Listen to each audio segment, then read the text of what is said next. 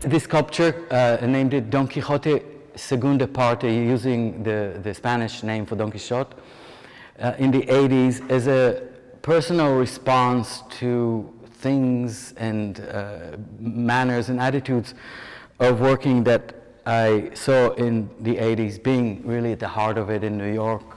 You know, most of the artists in this show, they were friends and colleagues. We saw each other, if not every day, at least every week. We all hung out in the same places.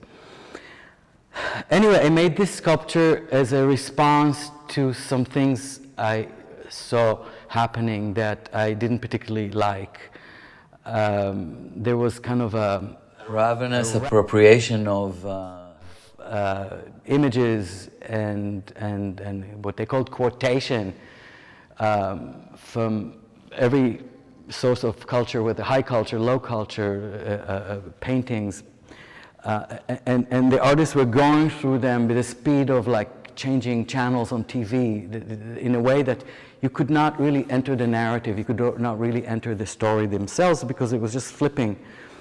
And in fact, the 80s was still a response to the no narrative strategy of the New York school. So even if you see many images of figures in works from the 80s, they were not supposed to carry any particular meaning. They were really, in my opinion, used as form still. There are other artists in the 80s that begin to deal with deep content. You see people like Barbara Kruger,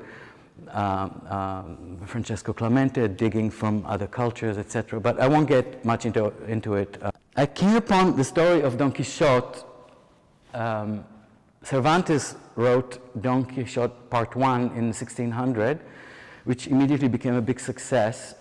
And there was a demand for Part 2. In 1614, another writer, Alfonso Avellaneda, wrote The Adventures of Sancho and Don Quixote Part 2, completely unauthorized. So Cervantes responded with his Part 2 a year or two later.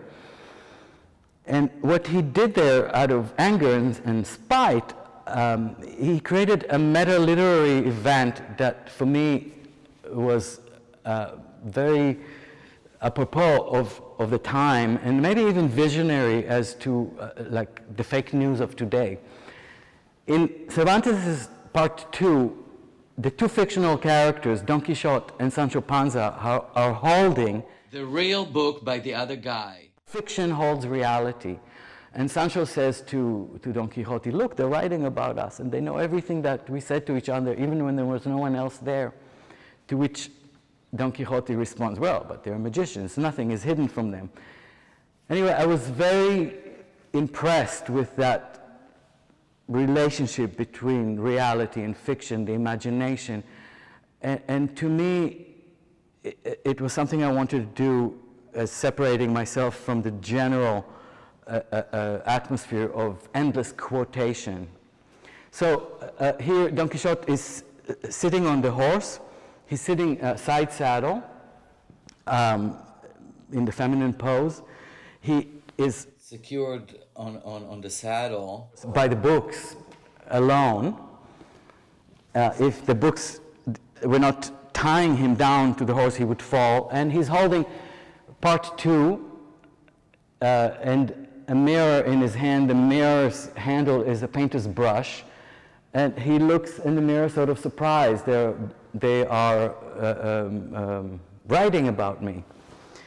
The cast of the figure is a friend of mine, Herbert Mouchamp, who was a very important thinker and art critic for architecture in New York at the time, and we really spent a lot of time thinking together about narrative. He was working on a book called Narrative Architecture, and I was painting these large operatic painting called the Black Paintings, based on Jean Genet's play The Blacks. And we spent a lot of time talking about the meaning of narrative and meta-narrative, etc. It was a very, it was time of invention and discovery for both of us.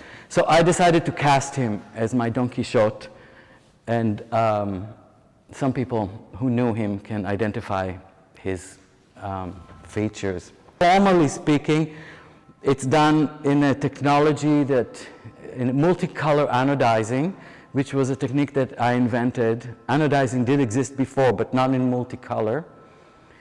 And I sculpted and cast a sculpture in a foundry upstate New York called Talix. It so happened that, just a few meters away from me as I was working on that sculpture, Jeff Koons was beginning his career in sculpting, and he was casting, at the time, when I was working on this sculpture, he was beginning casting the lifeboat, the inflatable lifeboat, and a little bit after that he started working on the bunny. And so a little bit of history. So I arrived in New York about the end of '79, and you probably all know or don't know that New York was pretty bankrupt financially in the '70s. And the '80s was coming out of that bankruptcy and the beginning of the boom. It was also the beginning of very conservative times, Reaganism, and the artists were basically sort of maneuvering between all these different polarities. Neighborhoods like Soho and Tribeca were becoming slowly more expensive, and the artists were being pushed out, but back then they could still afford it. And then deeper into the '80s, artists moved to the East Village. That was still affordable, etc. And the migration from one neighborhood to the next just kept going. Today, I have no idea where anybody can afford to live. But back then, Soho was an invention of the artists primarily. Artists in residence lived in buildings that were commercial, and they were given special status by the city to live in lofts that were not yet recognized as residential. And a lot of what you see here in the show happened within a very small radius of a neighborhood of a few streets. There would be buildings full of artists, whether it would be Nam June Paik or everyone. It was an artist's sort of bubble.